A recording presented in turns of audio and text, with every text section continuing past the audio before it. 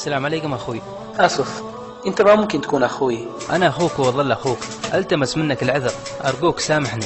أتمنى أنك تنساني وتنسى كل شيء بيننا. أخوي. نعم. الله ينعم عليك دنيا وآخرة. أخوي أنا متصل ألتمس منك العذر وأطلب منك السموح. قلت اللي بيننا انتهى. الله يحفظك، أنت أغلى من كل شيء، وأنا ما أرضى يدخل علينا شهر الخير وإحنا متزاعلين. والله تراها الدنيا ما ساوية، وانسى كل شيء وانسى كل اللي صار. وبعدين؟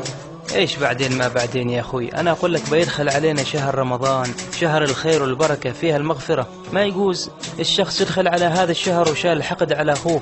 انسى اللي صار، وانا بادرت في الاتصال وخلاص. يا الله، خلاص مسامحنك، وجزاك الله خير لأنك بادرت واتصلت فيني، ولك الأجر. أنا من زمان أريد أحسم هذا الموضوع، وزين أنك اتصلت. أحسنت يا أخوي، أحسنت، ونظل أخوة ما نفترق أبدا.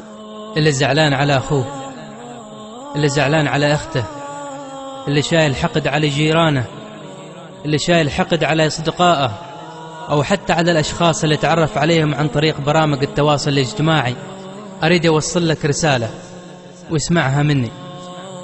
إذا أحببت أن يغفر الله لك فاغفر أنت لعباده، وإن أحببت أن يعفو الله عنك فاعف أنت عن عباده، فإنما الجزاء من جنس العمل.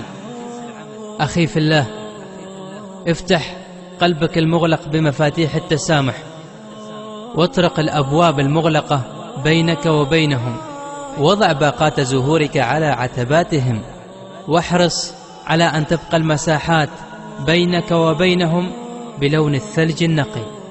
تسامحوا، لأن هناك فضائل رائعة تحمل شعار الإنسانية المخبأة فينا، وهناك في صميم قلوبنا نحمل فطرة قد خلقت فينا دون ما إدراك منا، نعلم عندها إننا مهما غضبنا فسينطفئ الغضب خلال دقائق معدودة، ومهما أخطأنا فسنصلح خطأنا. تسامحوا، فشهر رمضان بقى له أيام قليلة وسيسعدنا بزيارته، فهل تحبون أن يأتي شهر الخير وأنتم في أنفسكم حقد على أحد؟ قال رسول الله صلى الله عليه وسلم: لا يحل لمسلم أن يهجر أخاه فوق 3 ليال، فيعرض هذا ويعرض هذا، وخيرهما الذي يبدأ بالسلام. صدق رسول الله صلى الله عليه وسلم. إخواني في الله، دعونا نبدأ شهر رمضان بصفحة جديدة بيضاء خالية من المشاكل والمشاحنات والحقد والكراهية. بادر وصالح لتزيد من أجرك وتريح قلبك، وقدم لكل من أساء لك السماح، وانظر للسماء وابتسم، فالله راض عنك. الآن أبشر بالأجر. دعونا ننتهز هذا الشهر لكي يكون بداية في التسامح والعفو عن كل من أساء إلينا.